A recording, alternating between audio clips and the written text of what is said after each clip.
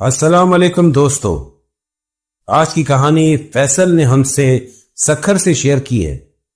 یہ 1995 کی بات ہے، جب موبائل کا دور نہیں تھا۔ میں بذات خود اس دور کو اپنی زندگی کا بہترین دور کہتا ہوں۔ پرانا وقت بہت شاندار تھا جو چلا گیا، اب تو ہم سب مادیت پرستی کا شکار ہیں۔ کہانی بہت انٹرسٹنگ ہے، کہانی کو فیصل کی زبان ہی سنتے ہیں۔ ہم سکھر کے رہائشی ہیں۔ میں اس وقت انٹر کا طالب علم تھا۔ میرا تعلق کھاتے پیتے گھرانے سے ہے۔ ہمارے ددھیال لمبے چوڑے کنوے پر مشتمل ہے۔ میری 5 پھوپھیاں اور 3 چچا ہیں، سب شادی شدہ تھے۔ سکھر میں ہمارا گھر لال حویلی کے نام سے مشہور ہے۔ میرے ابو سمیت یہ چاروں بھائی اپنے اپنے کنبے کے ساتھ یہاں رہائش پذیر تھے۔ گھر بھی اچھا خاصا بڑا تھا۔ مسئلہ جب ہوتا جب گرمیوں کی چھٹیاں ہوتی تو ہماری 5 پھوپھیاں اپنے بال بچوں کے ساتھ آ جاتی۔ کبھی کبھی تو دادی بھی کہہ دیتی تم لوگ سب ساتھ کیوں آ جاتی ہو، لیکن جو بھی تھا ہم کزنز کے تو مزے آ جاتے۔ رات بھر جاگتے، ہنسی مذاق چلتا، لیڈو کیرم شرطیں لگا لگا کر کھیلتے۔ منجلی پھپھو کے آم کے باغات تھے، وہ 40-50 آم کی پیٹیاں ساتھ لایا کرتی تھی، جو دادی کے گھر کے پچھلے حصے میں رکھوا دیتی۔ جیسے جیسے آم پکتے جاتے وہ پیٹی ناشتے کھانے میں نکالی جاتی۔ اس وقت ایسا لگتا تھا کہ زندگی ایسے ہی مزے کرتے گزرے گی، لیکن وقت کبھی ایک سا نہیں رہتا۔ خیر، اس سال گرمی کی چھٹیاں پڑیں اور قافلے پہنچنا شروع ہو گئے، اور اب 1 مہینہ یہ قیام و طعام چلنا تھا۔ اس کے بعد 1 مہینہ ہم سب اپنے اپنے ننیال چلے جاتے۔ ضمیر میرا ہم عمر تھا، وہ چچا کا بیٹا تھا۔ ہم چونکہ ساتھ ہی رہتے تھے تو ہماری دوستی بھی پکی تھی۔ باقی لوگوں میں بڑی پھپھو کا بیٹا جمال عرف جمی، جبکہ باسط اور عارف یہ بھی دوسری پھپھوؤں کے بیٹے تھے۔ کزنز کی تو پوری پلٹن ہے۔ جو لوگ کہانی میں شامل ہوتے جائیں گے میں ان کا تعارف کراتا جاؤں گا۔ بات چل رہی تھی ہم 5 کی۔ ہمارا بڑا گٹھ جوڑ تھا۔ میں اور ضمیر تو ان لوگوں کا انتظار بڑی بےتابی سے کیا کرتے تھے۔ ان کے آتے ہی ہم لوگوں کی موجیں ہو جاتی تھی۔ اس بار سب سے پہلے جمی لوگ پہنچے۔ منجلی پھپھو کا بیٹا باسط اور جمال ہمیشہ ساتھ ہی آتے ہیں، کیونکہ منجلی پھپھی اور بڑی پھپھی دیورانی اور جیٹھانی بھی تھی۔ لیکن پہلی دفعہ ایسا ہوا کہ منجلی پھپھی ساتھ نہ آئی۔ کہا تو یہی جا رہا تھا ہو سکتا ہے اس بار نہ آئے، لیکن وجہ پتہ نہیں کیا تھی۔ بڑی پھپھو جب سے آئی تھی دادا اور دادی کے ساتھ سرگوشیوں میں باتیں کر رہی تھی۔ کچھ تو بات تھی جو یہ لوگ چھپا رہے تھے۔ میں نے جمی سے پوچھا، یار پھپھو کیوں نہیں آئی؟ اصل میں مجھے بھی پھپھو نہیں، وہ آم کی پیٹیاں یاد آ رہی تھی جو ہم اسٹیشن سے سوزوکی میں ڈلوا کر لاتے تھے۔ ان کی کمی بڑی شدت سے محسوس ہو رہی تھی۔ جمی نے تو بڑے سسپینس والے انداز میں کہا، صبر کرو، شام میں عارف بھی آ جائے گا، پھر بتاؤں گا۔ لگ رہا تھا دونوں پھپھیوں کا پھڈا ہوا ہے۔ ایک بات تو تھی، ان بہنوں کے اگر پھڈے ہوتے بھی تھے پھر بھی ان میں بڑا گٹھ جوڑ تھا، اور تب تو خاص طور سے اتفاق دکھائی دیتا جب مد مقابل ہماری مائیں ہوتی، یعنی ان کی بھابیاں۔ شام تک باقی لوگ بھی آ گئے۔ خیر، رات کے کھانے کے بعد بستر لگ گئے۔ پہلے دن تو سبھی تھکے ہوتے تھے کیونکہ سب دوسرے شہروں سے آتے تھے۔ یہ بھی شکر تھا کہ ساری پھپھیاں دوسرے شہروں میں آباد تھی۔ سال بھر بعد ایک ہی دفعہ آنے کا شرف بخشا جاتا تھا۔ ماشاءاللہ سے ہمارے ہاں ہر فیملی پیسوں کے ساتھ ساتھ آبادی کے معاملے میں بھی خوشحال تھی۔ اگر سب اسی شہر میں ہوتے تو یہ خوشحالی ہم پر ہر وقت برستی۔ طے یہ ہوا کہ آج رات میٹنگ پوائنٹ پر ملیں گے۔ ہماری چھت کے اوپر بھی سیڑھیاں جا رہی تھی، وہاں پانی کی ٹنکی بنی ہوئی تھی اور ساتھ ہی تھوڑا سا فرش بنا ہوا تھا۔ اس کی 4 دیواری نہیں تھی، خطرناک جگہ تھی، تو دادا تالا ڈال کر رکھتے تھے۔ ضمیر تو پہلے ہی چابیاں پار کر لیتا، لیکن اب اس کی ضرورت بھی نہیں پڑتی تھی۔ ہم ٹیکنیک سے گرل کے اس دروازے کو کھینچتے اور اوپر چلے جاتے۔ جمی نے اپنی ماں کی لائی ریوڑیاں پار کر لی اور میں نے فریج میں رکھی چمچم۔ ہم چھت پر پہنچنا شروع ہوئے۔ ضمیر ہمیں اشارہ کر گیا تھا، عارف بھی ہمارے پیچھے آ گیا۔ یہ ہمارا پسندیدہ مشغلہ تھا۔ جو بھی سوغاتیں آتی اس میں سے ہم اپنا حصہ الگ کر لیتے، اوپر وہاں لے جا کر چھپا دیتے اور پھر جب دل چاہتا انجوائے کرتے۔ مجھے اور ضمیر کو تو سگریٹ پینے کا جو شوق لگا تھا وہ بھی ہم یہاں آ کر پورا کر لیتے۔ اب یہ لوگ آ گئے ہیں، اب تو کمپنی کرنے کا مزہ آئے گا۔ اس وقت سارا گھر بے خبر سو رہا تھا۔ مجھے تو کھانے کی چیزوں سے زیادہ وہ بات جاننی تھی جو جمی نے ہمیں بتانی تھی۔ اس نے ہمیں بتایا، وہ حیران کن تھا۔ منجلی پھپھو کی بیٹی نادیہ جو ہم سے 1 سال چھوٹی تھی، وہ آم کے باغات میں گئی تھی۔ وہیں اس پر کوئی جن عاشق ہو گیا۔ جمی تھا تو پھینکوں، لیکن اتنی لمبی نہیں پھینک سکتا تھا۔ لیکن جو واقعات وہ ہمیں بتا رہا تھا اس پر یقین بھی نہیں آ رہا تھا کہ نادیہ کی آنکھیں لال ہو جاتی ہیں، اس کی آواز مردانہ ہو جاتی ہے، اور تو اور ایک دن تو وہ پاگلوں کی طرح ہنس رہی تھی، کسی کے قابو میں نہیں آ رہی تھی۔ اس نے پپا کو بھی اٹھا کر پھینک دیا تھا۔ مجھے پکا یقین تھا کچھ تو ہوا ہوگا، اور کچھ یہ جمی بڑا چڑھا کر بتا رہا ہے۔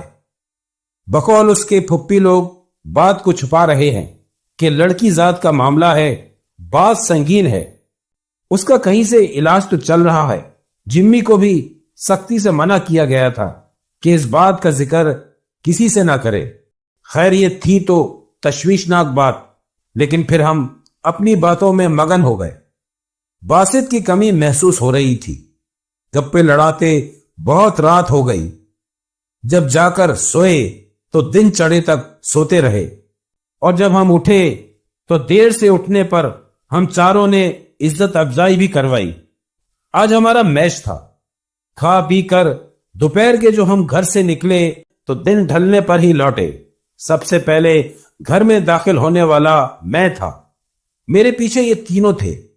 میری نظر سیدھا سامنے صحن میں بیٹھی نادیہ پر پڑی۔ وہ سر جھکائے بیٹھی تھی۔ یا اللہ، یہ کہاں سے آ گئی؟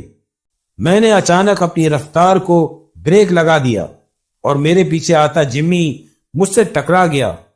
ضمیر اور عارف تو آنکھیں پھاڑے نادیہ کو دیکھ رہے تھے۔ وہاں نادیہ نہیں، پورا خاندان ہی تھا۔ منجلی پھپھو کی نظر ہم پر پڑ گئی۔ ارے بچوں، باسط تم لوگوں کو ڈھونڈنے گیا ہے۔ پھپھو کو سلام کر کے ہم تو سیدھا اندر کمرے میں چلے گئے۔ جمی تم تو کہہ رہے تھے پھپھو نہیں آئیں گی۔ یار مجھے تو یہی پتا تھا۔ جمی کی شکل سے لگ رہا تھا کہ وہ بھی ان کے آنے سے لا علم تھا۔ ہم یہی سوچ رہے تھے، ہو سکتا ہے نادیہ ٹھیک ہو گئی ہو۔ سوال یہ تھا کہ جمی لوگوں کے آنے تک تو ٹھیک نہیں ہوئی تھی۔ ایک دن میں ایسا کیا جادو ہو گیا؟ باسط بھی آ گیا تھا۔ ہم نے اس سے تفصیل پوچھ ہی لی۔ اس کو اندازہ تھا کہ جمی نے اپڈیٹ کر دیا ہوگا۔ اس نے بتایا کہ نادیہ اب تو بہتر ہے، لیکن دورہ اس کو ابھی بھی پڑ جاتا ہے۔ بہت پیسہ خرچ کر چکے ہیں۔ چاچا مراد کا کوئی جاننے والا ہے، تو دادا کے کہنے پر ہم لوگ اسی لیے نادیہ کو یہاں لے آئے۔ اب کی بار تو پھپھا بھی ساتھ آئے تھے۔ نادیہ کی طبیعت کی وجہ سے چھت پر بنا کمرہ خاص منجلی پھپھو کی فیملی کو دے دیا گیا۔ اس طرح وہ لوگ اس گھر میں تھوڑا ہٹ کر رہ رہے تھے۔ چچا مراد کا تعارف کرانا تو بھول ہی گیا۔ ہم لڑکے تو آپس میں ان کو چچا نامراد کہتے تھے، اس لیے کہ انہوں نے آج تک شادی نہیں کی تھی۔ اس کی اور بھی وجوہات ہیں۔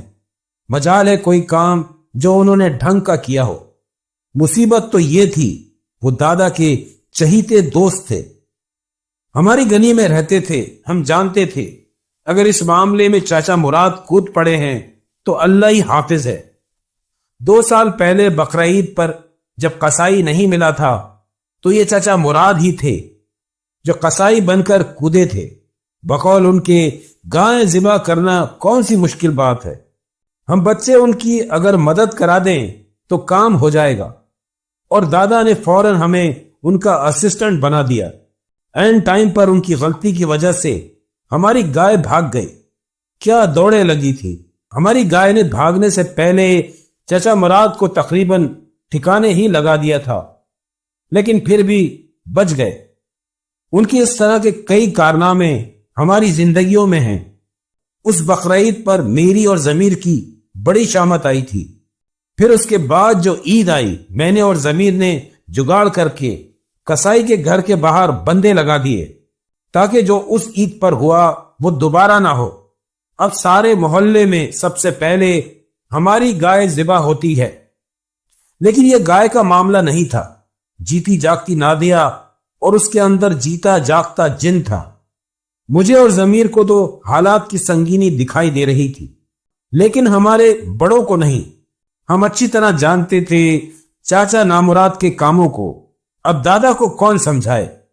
بات ابھی سب گھر والوں کو کھل کر نہیں پتا تھی، یا اگر پتا بھی تھی تو ظاہر نہیں کیا جا رہا تھا۔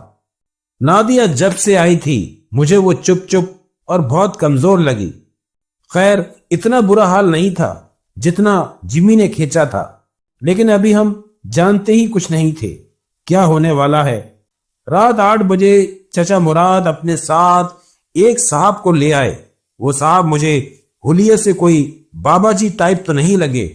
بڑی عمر، گہرے سانولے رنگ کے کلین شیو آدمی تھے، بڑی بڑی آنکھیں تھیں اور کچھ مست ٹائپ تھے، صحیح سے بول بھی نہیں سکتے تھے۔ ان کو چاچا لوگ ولی بھائی کہہ رہے تھے۔ وہ نادیہ پر حاضری لانے کے عمل کے لیے آئے تھے۔ اللہ ہی بہتر جانتا تھا کہ کیا ہونے والا تھا۔ ساری خواتین کو کہا گیا سب کمرہ بند کر کے بیٹھ جائیں۔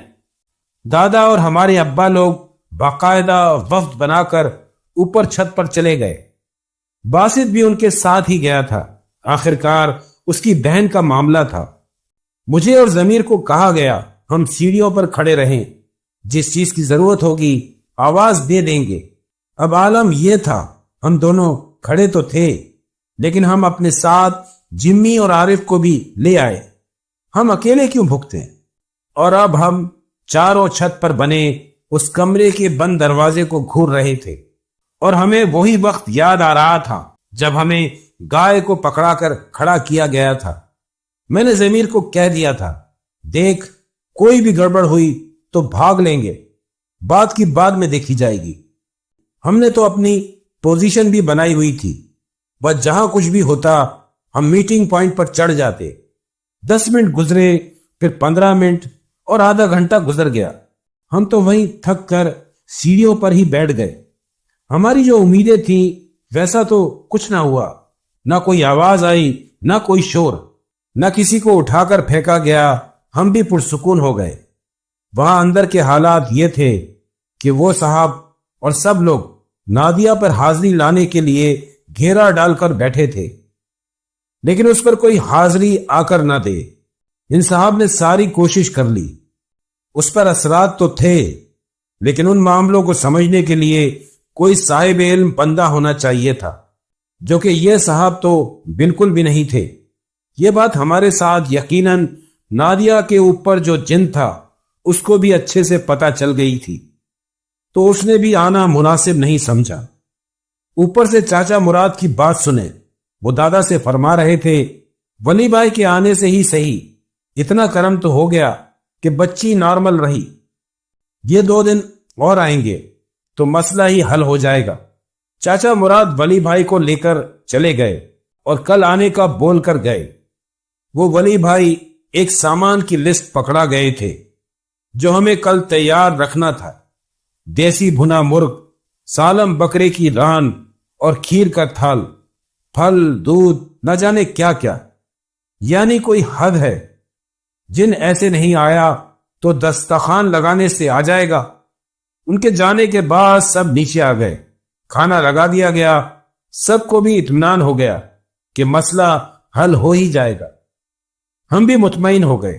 کھانے کے بعد ماحول ہلکا پھلکا ہو گیا۔ کیرم لوڈو نکل آئے۔ نادیہ بھی سب کزنز کے ساتھ نارمل بیٹھی تھی۔ آج رات رت جگہ چلنا تھا۔ دادا دادی تو سونے چلے گئے۔ تھوڑی دیر بعد منجلے پھپھا بھی اوپر جا کر سو گئے۔ ہم پانچوں کی تو علیحدہ گروپ بندی تھی۔ ہم نے طے کیا ہوا تھا 1 بجے تک سب سے نظریں بچا کر میٹنگ پوائنٹ پر جمع ہوں گے۔ 25-30 لوگ ہوں، کوئی اندر جا رہا ہو اور کوئی باہر، تو اتنے رش میں ہم پانچوں کا ادھر ادھر ہونا کسی کو کیا پتا چلنا تھا۔ ہم جاتے اور اپنے سگریٹ پینے کا نیا شوق پورا کراتے، لیکن ہمارے جانے سے پہلے ہم نہیں جانتے تھے کہ نادیہ جو واش روم گئی تھی وہ اوپر چلی گئی ہے۔ زمین نے پہلے جمی کو اشارہ کیا، وہ گیا اور اس کے جانے کے 10 منٹ کے اندر ہی ہم باری باری نکل گئے۔ سب سے آخر میں ہی اوپر پہنچا اور ہم پانچوں نے سگریٹ جلائی۔ آج کے واقعے کی شام تک بڑی ٹینشن تھی، ابھی کچھ سکون لگ رہا تھا۔ یار یہ جو کل اتنی دعوت پکنے والی ہے، اس میں سے اپنا حصہ بھی نکال لیں گے، کیا پتا جن صاحب کی حاضری آئے نہ آئے، ولی بھائی سارا کھانا اڑا جائیں گے۔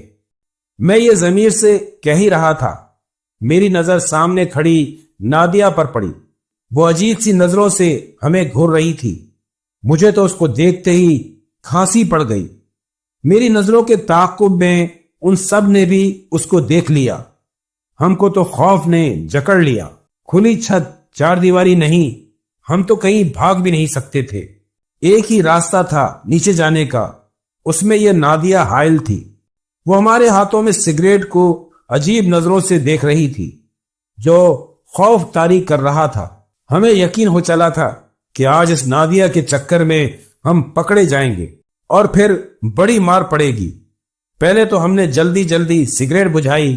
میں ہمت کر کے آگے بڑھا۔ میں نے نادیہ سے کہا، چلو نیچے جاؤ، یہاں کیا کر رہی ہو؟ لیکن وہ تو اب زمین پر پڑے سگریٹ کو گھور رہی تھی۔ مجھے گھورنے لگی اور پھر اس نے ایک مردانہ کہکا لگایا۔ ہماری تو چیخیں ہی نکل گئیں۔ اس وقت مستقبل کے 5 مردوں کی بینڈ بج چکی تھی۔ اس کی آنکھوں میں کچھ تھا جو بہت خطرناک تھا۔ میں نے پتہ نہیں کیسے ہمت کی، تیزی کے ساتھ نادیہ کو سائڈ پر ہٹا کر میں نیچے بھاگا۔